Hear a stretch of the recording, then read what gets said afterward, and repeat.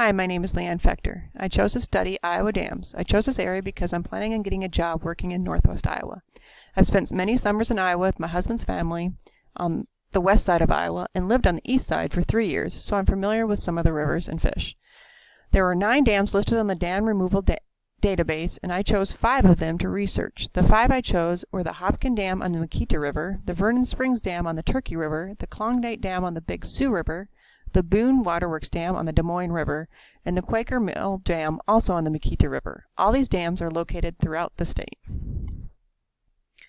The blue sucker, silver chub, walleye, banded darter, black redhorse, quillback, small and largemouth bass, central stone roller, and carp sucker, the high and river fish, are all affected by these dams. All these fish need specific temperatures to spawn in the spring and warmer water for overwintering.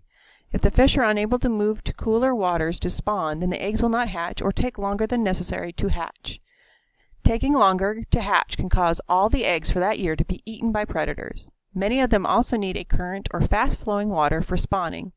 If the fish is caught downstream where the flow is slow and is unable to travel upstream, then they will be unable to spawn where it is best for the eggs and juvenile fish. Riffles in the stream create places to spawn as well as oxygenating the water, and dams eliminate the riffles. Many fish will move from one place in the river to another if the oxygen levels dip too low or pollution is too high. Fish ladders used by salmons and also placed on these dams don't work for these fish since they aren't jumping fish. Native Iowan fish are unable to use the ladders. I learned that in the 20th century it was common to build low head dams in creeks and rivers for either as a power source for flour or grain mills, hydroelectricity, or for a calm, clear pond for recreational use. It is hard for the state to track all the low head dams since they aren't tracked like the larger dams. When flooding occurs or the dam falls into disrepair from disuse, it causes issues up and downstream for both humans and wildlife. The dams keep silt from traveling the river and being spread throughout the riverbed. This causes issues for the fish because many of the fish need to have gravel and not silt for spawning.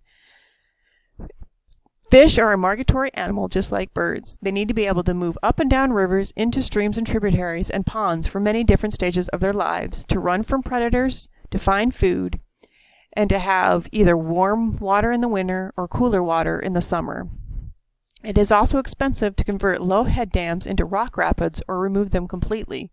But in removing them or converting into rock rapids, it connects the river again and the fish are better able to move and live. Here are my resources.